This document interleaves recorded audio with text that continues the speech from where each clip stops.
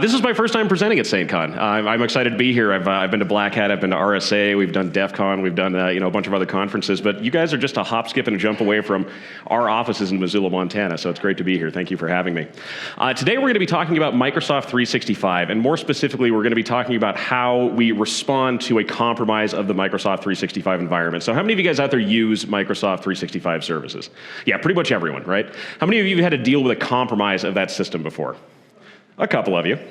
Great. I mean, not great, sorry, not great. You get what I mean. Yeah, we're going to talk about how my team over the years has developed our strategy for quickly investigating Office 365, or Microsoft 365 compromises, rather. The tools we use, the techniques we use, and kind of what our goals are when we get into a scenario where we think there's been a compromise of that system. So who am I? Who is this big bearded dude up on stage talking to you?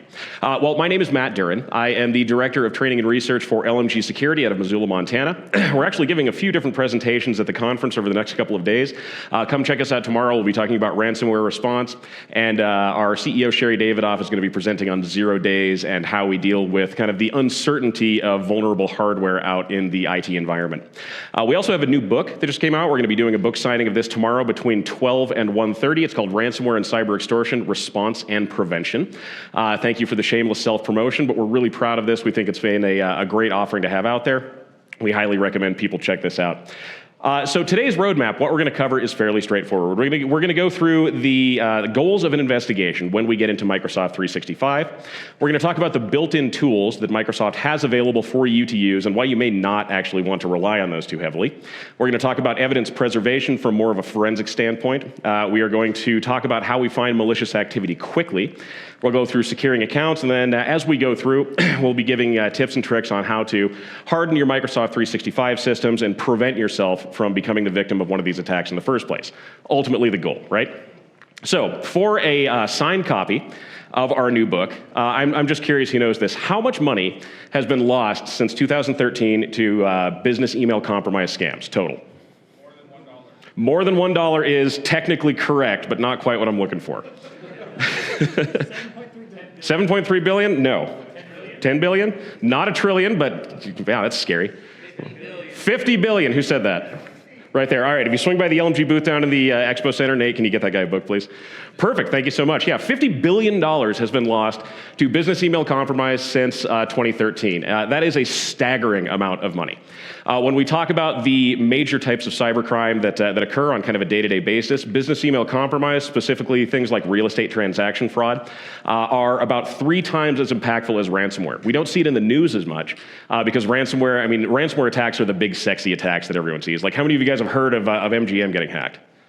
How many of you guys heard of DLA Piper losing $150,000 to an email scan? Like one person, maybe?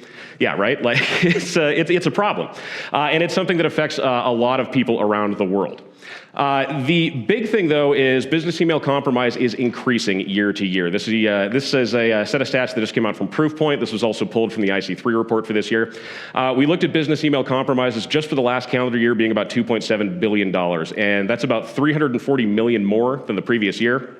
We see this like skyward trajectory for these kind of losses, and that's a big deal. The other problem that we run into, though, is when we are responding to an email compromise or to an M365 compromise in general, there is a lot of downtime that ends up going along with those attacks. That's problematic for a number of reasons. One, we lose our primary communication avenue. We lose things like Microsoft Teams. We lose SharePoint. I mean, that's a big hit to productivity when those things happen. The other problem is you might actually have a data breach on your hands. How many of you can say with absolute certainty that you have no sensitive information in your email inbox? I'm glad no one raised their hands. What do you guys think? How many times do we ask that question when we get into one of these investigations and the person we're investigating says, yeah, no, there's totally nothing sensitive in my inbox? Like every time, right? That's problematic, again, for a number of reasons. Also, when we talk about the overall cost of a data breach associated with a business email compromise attack, we're sitting right at about $4 million to recover from that. And this is from IBM's cost of a data breach report. So when we get into a quick remediation effort, when we're trying to get people back to work, there's a few things that we really want to do. The first thing we want to do is quickly identify compromised accounts. Is it just one? Is it multiple accounts? Because we don't really know when we start off. We want to determine the initial scope of compromise. How long was the account compromised? What kind of data might be at play here? We want to secure those accounts. We want to preserve evidence. And most importantly, we want to get people back to work as quickly as we possibly can. The tools that we start off with are usually going to be Microsoft's built-in, and that's going to be the Purview Center and the Defender for M365 Center. If you have a sufficient level of Microsoft licensing, you have access to these already, although a lot of people don't have these configured, or at least not configured well, as we'll talk about here in a minute. If you'd like to see at a glance where you sit in terms of your security configuration inside of M365, go check out your secure score. This is by no means a gospel on what you should and should not have turned on inside of Microsoft systems. This is going to be different for every organization depending on their needs, their compliance requirements, and whatever else, but it can be a good kind of at a glance view of how things are going. The better way to go about this, though, is to actually get a configuration review of your tenant. We do these at LMG, and they're honestly one of our most popular services now. The available features inside of Microsoft's 365 system, inside of AWS, inside of Google Workspace, they change so frequently that it becomes difficult for IT staff to keep up with it. So we recommend having somebody get another set of eyes on these things, and just make sure that you're basically up to standard. What is the current best practice, and is there something you could be doing to further secure that environment?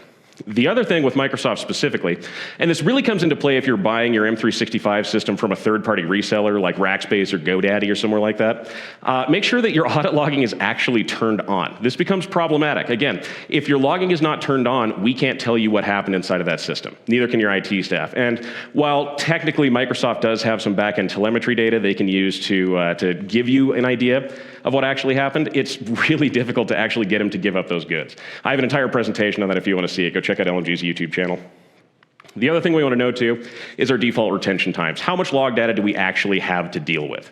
If you're running on an E1 system, you've got 30 days, and it's really limited as far as what we can tell from the actual data that's available. If you've got E3, you got about 90 days, you have more information. If you have E5, you're looking really good. You've got a year's worth of information, and we have access to a lot of really nice log artifacts, including things like mail items accessed. If somebody comes in through OWA, we're able to see when they actually looked at emails in the account. That can be useful.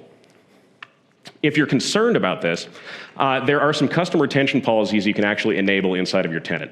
So we would highly recommend taking a look at this. High-value users, people like your chief financial officer or people who deal with finance in general, are frequently targeted. So we like to do a little bit more in terms of the overall log retention for them. You can actually set this up for a very long time, and there's no additional charge for setting it up. You can't do it for everyone. You can't cheat the system with Microsoft. We've tried, but it just doesn't quite work that way. Okay, so background information aside, this is what we're going to be starting off with. Now, I'd like to introduce you to our victim today.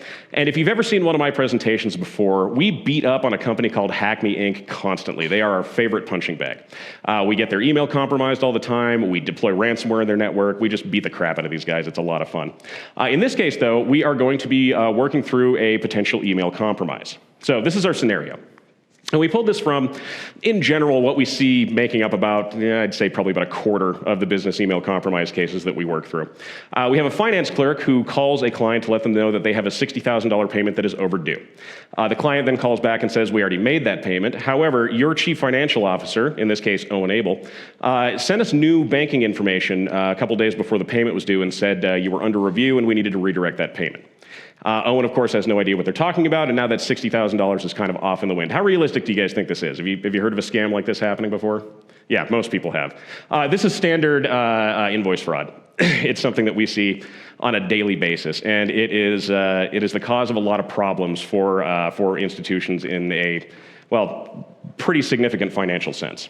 So our job as the investigator is going to be this. We want to identify if Owen's M365 account was indeed compromised.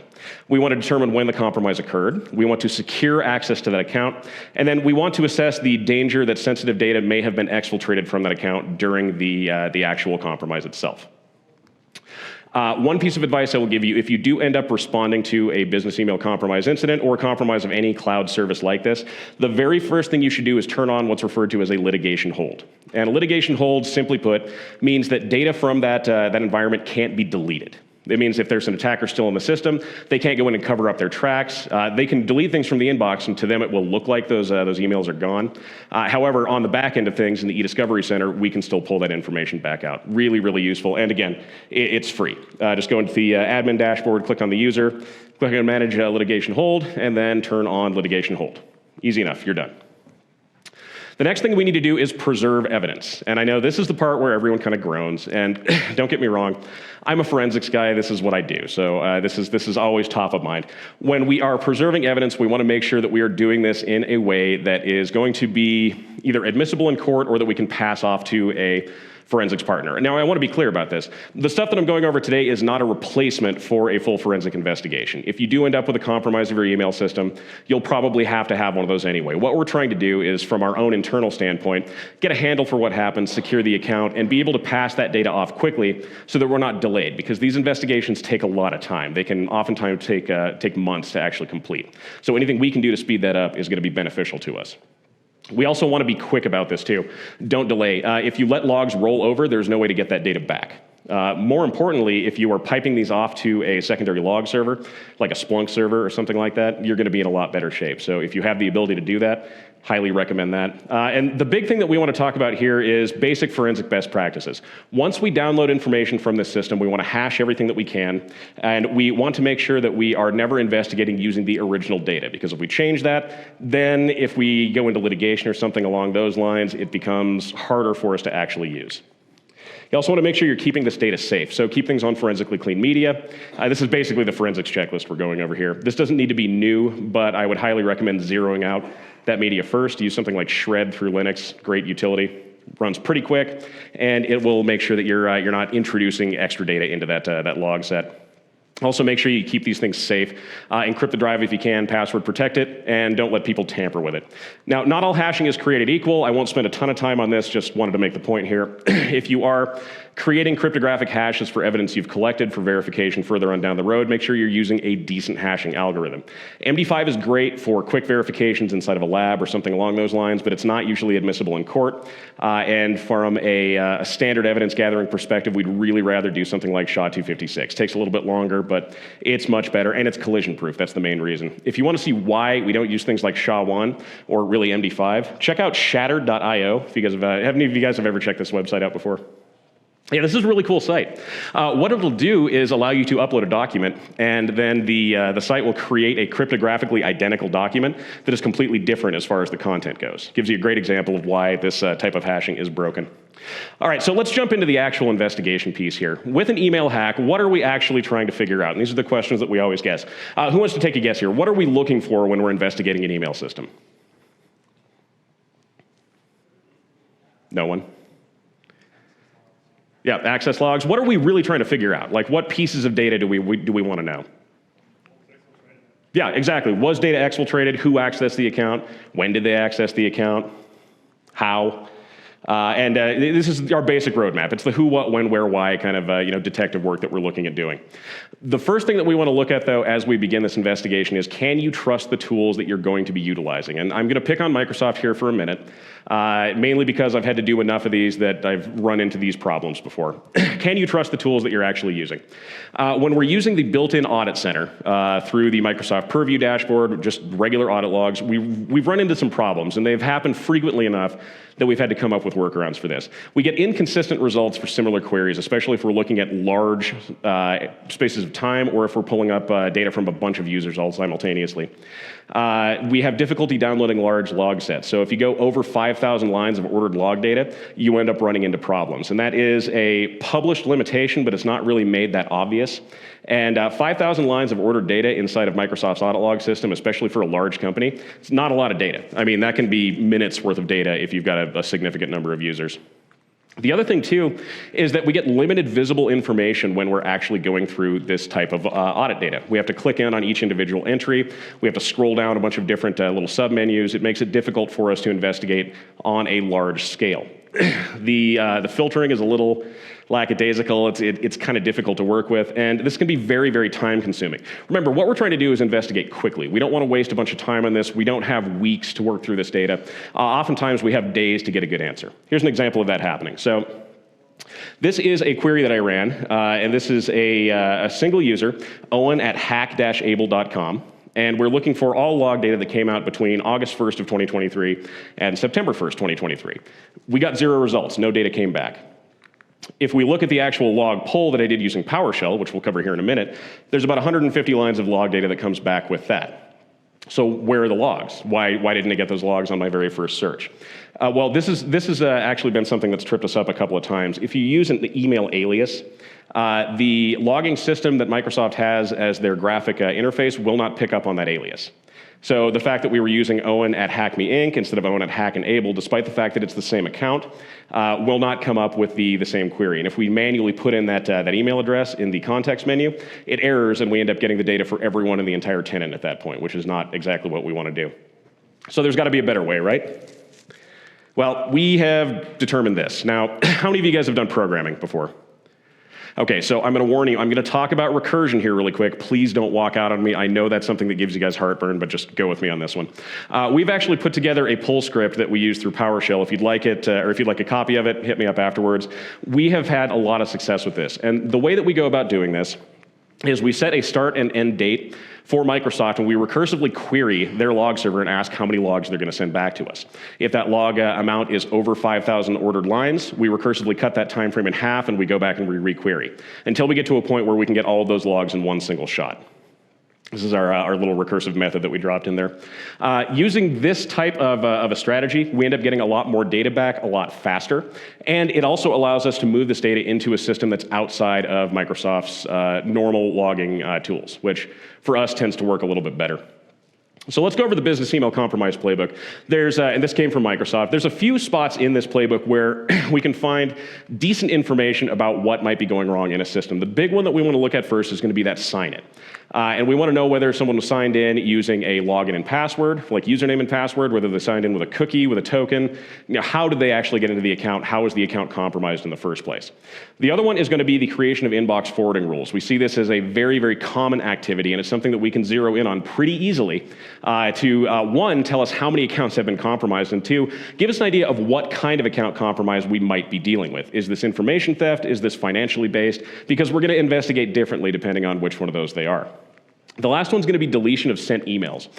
We just did a sting operation recently that we put up on LMG's website. We got our email accounts hacked by a group from Nigeria. And we started passing back and forth an ACH authorization form. And the curation of inbox content that the hackers actually did was pretty impressive. They were really guiding the conversations that we were having. And they took our ACH form, filled it out with their own bank account information, registered a lookalike domain for the fake characters that we were using, and then tried to send it back to us. We used a character named Paul Allen from Paul Allen Real Estate. Yes, that's an American Psycho reference. Very few people have gotten that one so far. But they actually signed Paul Allen on the ACH form. It looked like a regular signature, and we were able to figure out that it was actually Paul Allen, the co-founder of Microsoft's signature. They found it online and just copied and pasted it into the document. Nice job, guys. Anyway, sorry, off on a tangent there. So when we're digging through this data, what we're really looking for, and again, we're getting back into the forensic side of this, is going to be what we refer to as indicators of compromise. And there's two distinct types that we're going to look for. One is going to be a strong indicator of compromise, like a login from Nigeria. That's kind of a big red flag. That's a flashing red light telling us something's wrong inside the account. A weak indicator, on the other hand, might just be something like a login outside of normal business hours. Does that mean the account's compromised? Not necessarily, but it is something that we can chain with other activity in the account to determine whether or not that account has fully been compromised. So let's start with the easy stuff. We're going to go ahead and use the Microsoft built-in tools. We're going to see what we can find as kind of low-hanging fruit here. We're going to check for automated alerts. We're going to check inside the security center, and we're going to assign follow-up as we need to. Now, in this case, the very first thing we want to do if we even suspect that an email account's been compromised is kind of two basic actions. One, we want to reset the password, and two, we want to kill any active sessions. The reason we want to kill active sessions is mainly because the theft of cookies and tokens has become a lot more commonplace lately, and cookie and token theft can survive password resets. Here's an example. So this is from a dark web marketplace called the Cypher Marketplace, and at LMG, we tend to have a policy of show, don't tell. We want to actually show what happens when these accounts get hacked. So we decided to go shopping for some software that we could use to essentially man in the middle of Microsoft login. We wanted to see how much it would be, how hard it was to use, and spoiler, it was $10 and it was not that hard to use at all. And here's some of the stuff that we could actually do with this. First off, we had point and click, HTTP and HTTPS reverse proxy available just at our fingertips. This took no effort on our part. It was built into the malicious software. The other thing that we had was client domain hooking, meaning we could translate information that was getting passed back and forth between the victim's phishing page and the legitimate service they were attempting to log into. This was fairly transparent from the victim's side. And it made it really easy for us to go in and actually hijack this information. We could also strip websites from all their encryption, strip their certificates, do everything else, straight back to like early days of hacking, basic man-in-the-middle style attacks. These are becoming popular again, and they're really effective. The other thing we can do is automate our own TLS certificate generation. And then finally, this is written in Go, so it works on pretty much any platform we want to. We can do this in Windows, we can do it in Linux, we can do it on a Mac, like we're good to go wherever. So this is kind of what that looks like. This is us stealing a session during one of our lab tests.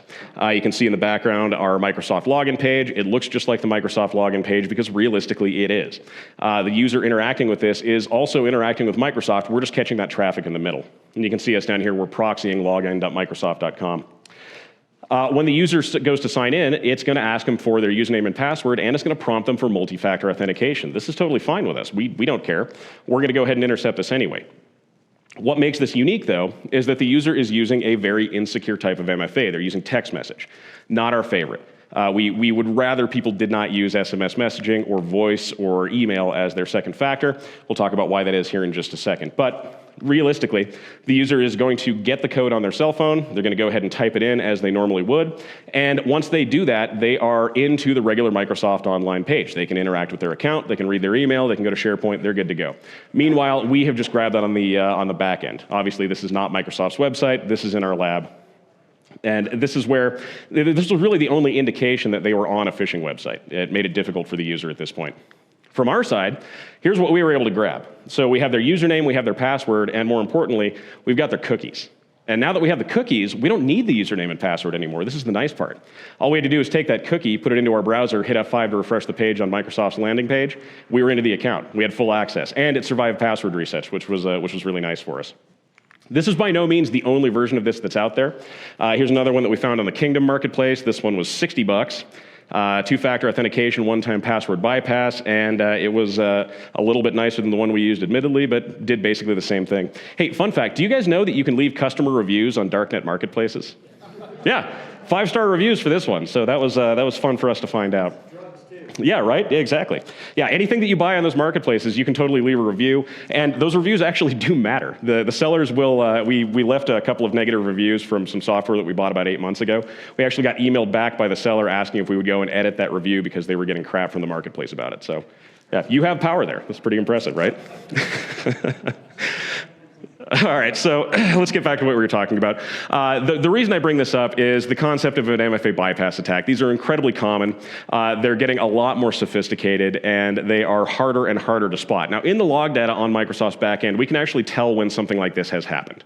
And that, again, can lead us as the investigator towards a path of either educating the user or putting in safeguards that can stop something like this from happening. To be perfectly clear, that example that I showed you, if we were using something like verified push through Duo or number matching through Microsoft's standard system, that attack wouldn't have worked. And that's why we're pushing people towards these more secure forms of MFA. If we're just sitting back and using something like SMS messaging, we're intentionally making ourselves vulnerable. It's not where we want to be at this point in time. Brings us up to Microsoft's authentication kind of pyramid here. We have a couple different ways we want to go about this. Bad is going to be just a password. Anybody want to take a guess how many passwords are up for grabs on the dark web right now? About 24.5 billion sets. Like, it's massive. You guys want to know the most common password in that set? Nope, not. That's like number 7. What's that? Yeah, it's the word password, followed by password 1, followed by password 2, and then ironically password 4. I don't know what happened with password 3, but yeah. If you go numeric, it's 1, 2, 3, 4, 5, 6. But yeah, it's pretty embarrassing how those passwords work. We actually have a copy of a bunch of different password databases in our lab at LMG. We like to run what we call sentiment analysis on those passwords. See if we can determine like the mood someone was in when they created it. A lot of profanity in these passwords. People don't like their jobs, so yeah. The next step up from this, though, that's going to be good is going to be something like SMS or voice. If you've got nothing else, this is going to be better than nothing. But if you don't need to use something like SMS or voice, if you can go to a better form of MFA, please do. It will save you in the long run. Microsoft by themselves has come out and said about 99% of the attacks that happen that result in account compromise could be avoided with basic cybersecurity hygiene tools like good MFA. The next one is going to be something like an authenticator with a push notification, although those can be spammed. MFA fatigue attacks are a real thing. Just ask Uber, that's how they got hacked. Software one-time passwords, hardware one-time passwords. Good options can be a little bit cumbersome. The best one, though, is going to be this last one here. And this is our rosy future, right? Passwordless authentication. We don't even need to worry about the something you know portion of the authentication triad. This is just something you have and something you are, something like biometrics or something along those lines. It's where we want to be. It's going to take us a while to get there, but you get it. Okay, so back into the investigation. First thing we want to do is look in the Defender section, see if we get any suspicious alerts. If we get something here, it's probably going to be a pretty obvious sign that the account's been compromised. We don't get subtle indicators of compromise in here. These are just like blast you in the face, your account's hacked, do something about it right away. The bigger problem, though, in a lot of cases that we've worked with is these notifications tend to go unnoticed. They are not automatically sent off to someone for triage. They are not automatically assigned to a tech. So if you were using the system and you haven't configured this, take a minute, go do that. It'll save you. But in this case, you can see indications of a multi-stage attack happening. And by multi-stage attack, they mean there are multiple indicators that are chaining together to really kind of hammer home that something's wrong here. We have impossible travel activity. We have activity from a infrequent country or region. We have inbox manipulation rules. All of these things are going to be put together into one single alert. And again, this is a pretty blaringly obvious sign that something's been hacked. It also comes into the importance of effective monitoring and response. Make sure, again, turn on your logging. Make sure you're defining those alerts, that they're being sent off to the people they're supposed to be sent off to, and that you are acting on these. If this gets overlooked and you go 3 months before something happens in the account, we may not be able to see the origins of that hack because your logs may have rolled over. That happens in more cases than I'd probably like to admit. Also, if you have the ability to, outsourcing your monitoring, not a bad idea, and it's cheaper than hiring someone. Okay, while you're doing this, though, while you're going through Microsoft's internal tools, normally we'll start a log pull from the environment itself, and we're going to do this in 3 stages. The first one we're going to do is just pull all successful authentications for all users inside the tenant, and we're going to use that PowerShell script to do this. At the same time, we're going to initiate a second pull that's going to be all activity relating to our potential victim. We can correlate these 2 log sets together and actually find the indicator or compromise set that we need to investigate the entire tenant. And then finally, we're going to do a third log pull for all users, but we're going to restrict that activity to high-impact items only. Things like file access, mail item access, if you have that level of logging, new or updated inbox rules, things that are pretty surefire indicators that something has gone wrong. And we're not necessarily looking for the fact that one of these happened. We're looking for the metadata that goes along with it. First one we're going to look at is going to be GeoIP data. Now, I call this one low-hanging fruit, and the reason I do that is fairly straightforward. Impossible travel is a really strong indicator of compromise. If I log in from my office in Montana, and then 30 minutes later I log in from Nigeria, that's a pretty good sign that something's wrong in the account, right? Well, it's not always that simple, though. Attackers will do their homework.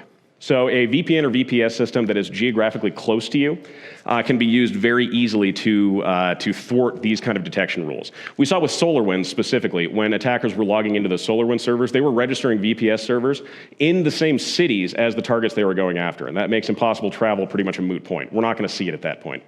The other thing, too, is attackers will cycle their IP addresses very frequently, which means we may be looking at a large number of IP addresses for a single attack. And if we miss one of those, we could miss something important that might have happened.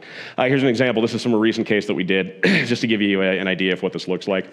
Within about 24 hours, attackers logged into the account first from Nigeria, then from Atlanta, then again from Atlanta, then again from Atlanta, then from California, and they actually logged in from 34 more IP addresses within the span of about 24 hours. Like, that's pretty hard for us to track at that point in time. So what can we do differently here? Here's where we like to introduce the concept of the pyramid of pain. Have you guys ever heard of the pyramid of pain before? Yeah, this one came from Attack IQ, and the pyramid of pain is basically just a rundown of an attacker's tactics, strategies, tools, every other TTP they have. How hard is it for us to detect versus how hard is it for the attacker to change it? And when we're looking at things that are easy to change, IP address is trivially easy to alter. In fact, oftentimes if you're going through just someone with a dynamic IP range, it's going to change on its own. We're not going to be able to catch that.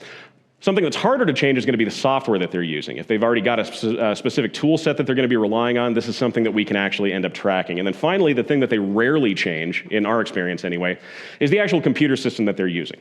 That means that we can get a lot of information by looking outside the IP address and going for something more like the user agent string. And the user agent string is a huge wealth of information for us. First off, we can see things like the browser that they're using and the operating system that they're using. In this case, we can see the one on the top, that's Chrome version 51 running on a Linux host. The one on the bottom bottom is going to be Edge version 79 on a Windows 10 host. By getting that information, I can filter based on that, and now I can catch all the activity that they've done regardless of their IP address. This is where we start to speed things up a bit, and that's the big goal that we're looking at here. There are some other things that we want to look for, though. If we see any one of these 3 user agent strings on a successful authentication, this means problems for us. CBA and prod normally means something like a third-party mail client. BAB2ROPC is a legacy authentication protocol, also usually associated with a mail client. And then, of course, we've got POP3 and IMAP4. If we see any one of these, we can basically assume that the contents of that inbox are gone at that point. There is really no coming back from it. Now we need to pull e-discovery. Now we need to go through and do keyword searches and probably have to notify based on the data we find. All right, well, we're getting to the point, though, where we really do need to speed this up. So far, I hope I haven't been too subtle about this, but going through Microsoft's normal audit system and their standard GUI menu does not go fast enough for my liking. There are some ways that we can speed up this process, still keep the integrity of the investigation intact, but just make things a lot easier for ourselves. Now, this is by no means the only way to go about doing this, but this is how I prefer to do it. We're going to introduce something like the ELK stack into this equation. Now that we've downloaded all this log data, which are just CSVs and JSON files, easy enough to work with, we can drop these into a bigger parsing engine, and we can start to work through this data in a much faster and more efficient manner. So here's what the dashboard's really gonna look like once I load that data. This is just a sample set that I dropped in there for the purpose of this. But it allows us to dig deep very quickly because we can go in more of a reductive approach as opposed to additive. And it's gonna be faster this way, just trust me. So let's dig in a little bit. We know that an account's been compromised. Filtering using the IOCs we've already obtained can give us an idea for if there are other accounts that have also been impacted.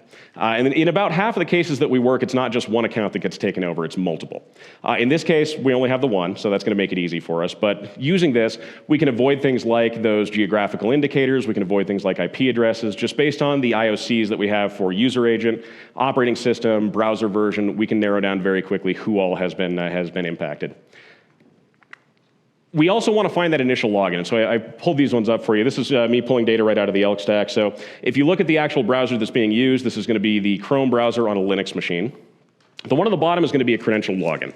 So this is somebody signing in with just a username and password. The one right above that is the keep me signed in option. So if you check that, don't log me out, that means that we've now extended the time frame on the token you're using to access the system. And then the one up here at the top, OAuth 2 authorized, that means we're going in with a token specifically. If the only thing we see is that OAuth 2 authorization, we have a pretty good indicator there that they hit a man in the middle page.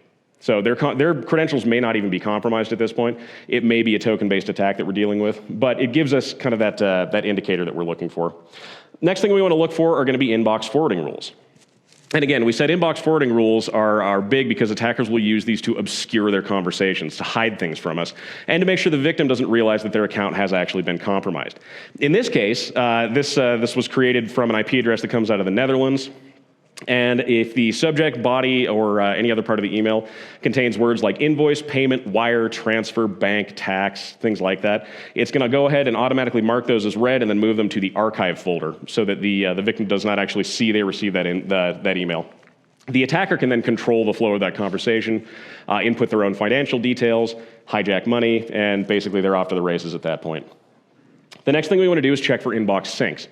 In this case, we've filtered based on specifically the IP address and that mail protocol. We can see that we do have POP3 and IMAP4 clients presenting themselves successfully in the system. So now we know pretty well that the account or that the inbox itself has been synced outbound. In this case, we can also take that source file name from the file accessed indicator. We can load that up to quickly tell ourselves all the files that were accessed instead of something like SharePoint. This again just makes our investigation a lot easier, and we can get this user back into their normal workspace without wasting too much time. Here's another option here. This is the file downloaded indicator. And again, we're doing this with just a few clicks through the ELK stack, whereas this would have probably taken us a couple of hours to get through instead of Microsoft's regular system. But again, we can see the exact files that were downloaded from SharePoint. We now know our exact exposure, and we're looking pretty good. So just a quick recap here. What do we now know? Well, we know the account was accessed using the Outlook Web Access Portal coming in through a web browser. We know that the account was then synced using a POP3 and IMAP4 mail client. This indicates mailbox exfiltration. We know that SharePoint data was viewed and downloaded, and we now know that all contents of the user's inbox were potentially exposed, meaning we need to go through e-discovery for this user.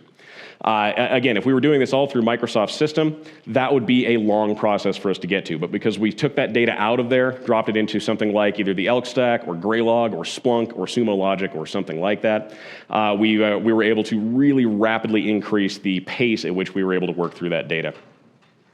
So what are our key takeaways here? And we'll go ahead and wrap up. I know you guys are getting to the end of your day, and I don't want to keep you all the way up until 4:30, so we'll leave some time for Q&A. But what are our key takeaways here? Well, we want to understand what tools we have available. More importantly, we want to understand what their limitations are. If there are ways that we can do things a little bit more efficiently, it's beneficial to us to understand why and how we go about doing that. We also want to be prepared to act fast. If we let our log data roll over, we're probably not getting that back. Centralizing data collection is also really nice to have, especially for things like AWS or M365 or any of your other cloud services. Like, how many of you guys use Splunk? Couple? Sumo Logic? I usually get a couple of those. They're just not as popular, I guess. Yeah, I mean, if you've got the ability to centralize that collection ahead of time, totally go for it. If you want to do it with an open source tool, you can use the Beats utility, link right in through something like the Graph API, pull that data back onto a server, and now you've got it. You don't have to worry about logs rolling over whatsoever. The next thing we want to do is search for high-impact activities. This is going to give us that view of what actually happened in the account. We know how we need to secure the account, what we need to do to make sure the user doesn't get phished again. And then we want to make sure we preserve evidence in a forensically sound manner so that we can follow up later on down the road with either a third-party investigator, legal counsel, law enforcement, whoever else might need it. All right, so at LMG, we put out a list of our top security controls for 2023 right at the very beginning of the year. Down at our booth in the expo, we actually have handouts on this too if you'd like to grab them. But here's what we realistically covered today in this presentation. We covered advanced multi-factor authentication, something like either verified push through Duo or number matching through Microsoft's Azure system.